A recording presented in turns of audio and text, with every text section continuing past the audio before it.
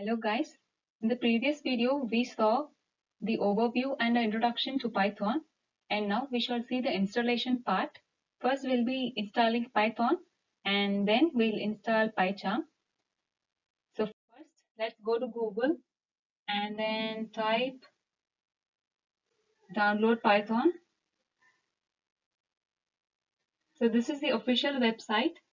So go into that and then you'll find the download Python 3.8.5. That's the latest version. Click on that where you'll find a exe getting downloaded. So after downloading, click on open and then click run. Check the add Python 3.8 to path and then go to customize installation. So make sure this is all checked and this is the advanced option and click on install.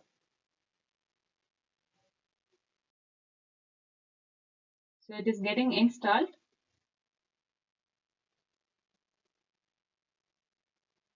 This will take some time. It is completely based on your internet connection. Yeah, so setup was successful. Click on close. So now we shall check whether the Python has got installed or not. For that we'll go to the command prompt. So type cmd. Yeah. So here I'm giving Python, enter. And here I'll get these are the two lines I'll get when the Python is there on my machine. So yeah, the latest version has been installed now. Let me check. Let me give 3 plus 8 and I'm getting 11. Yeah, so Python is installed right now.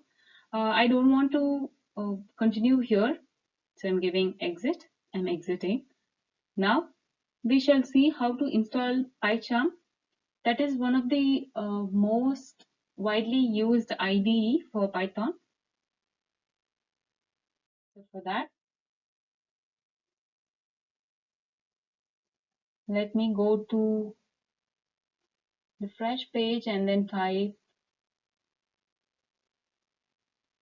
Pycharm download. So JetBrains is the official website. Go to that. Here you will find two different kind of versions. One is professional and community, where the community is the free and open source. You're going to download community version. Click on download. Again, you will get a exe file, same as earlier. And guys, this is the additional option. If you need to get any updates from JetBrains, you can give your email address and then subscribe. Right now, I'm not going to do that. It's completely optional.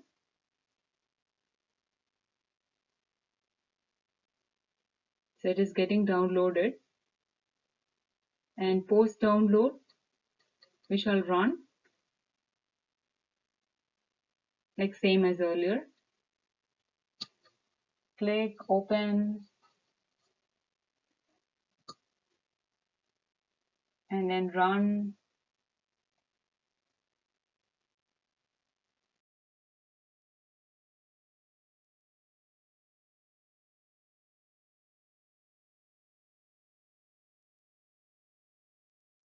And here click next. This is the folder, destination folder. Click next and make sure you're checking all these extensions and click next.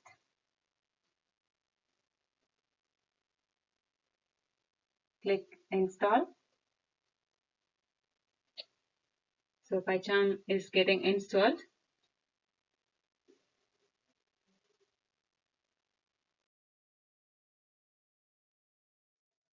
Yeah.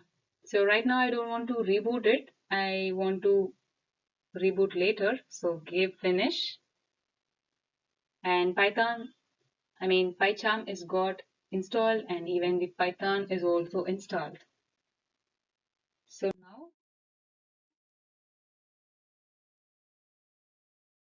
we shall go to Windows and then type py, and yeah, we got our desktop app.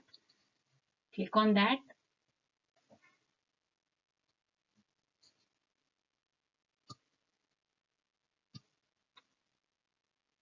So here, click on do not import settings, give OK.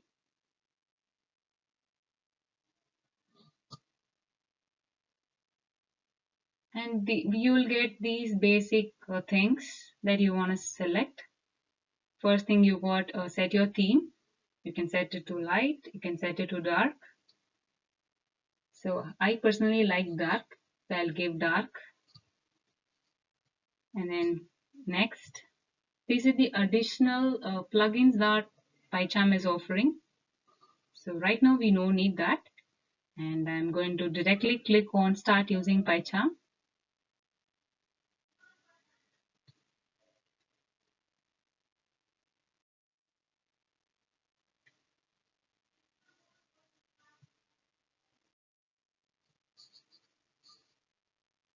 For first time, this may take a few more minutes. And yeah, I'm going to click on new project. So this will ask for the name of the project along with the location. So I'll give some random name that I want. Let me give first project. Okay. So you don't want anything else, just click on create.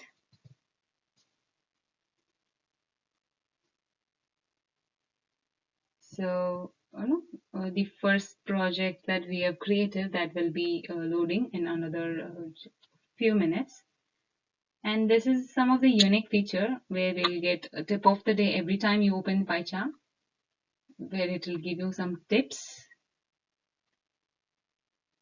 So right now I'm giving close, and then it is getting created.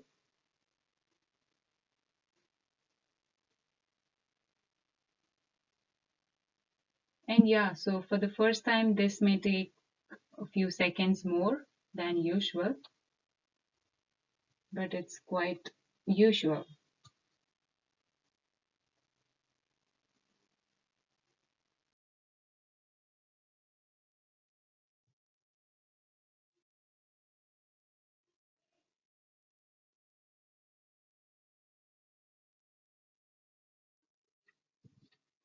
Yes, I got my first project, and this main.py is a kind of extra. We don't want that actually. It's a kind of a Python file, or we can say an introduction kind of thing that will automatically be generated every time you create. So right now I don't need that. And now let me create a Python file. So right click on the project that you have created, click on new Python file, and give the name like first program. And you don't want to give any of the extension that will automatically be generated. You don't have to worry about that. So the extension for Python is .py, and I can start writing my code. So that's it, guys.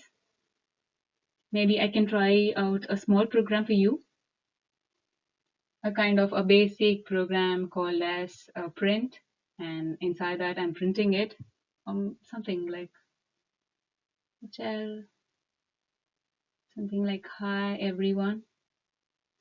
Okay, so for the program to run, you have different ways.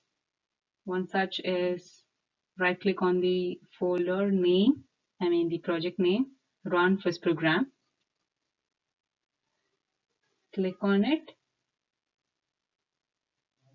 and then you will get the output, hi everyone. So that's it, guys. Thank you for watching. And for the major other updates, you can always click on the notification and receive the updates.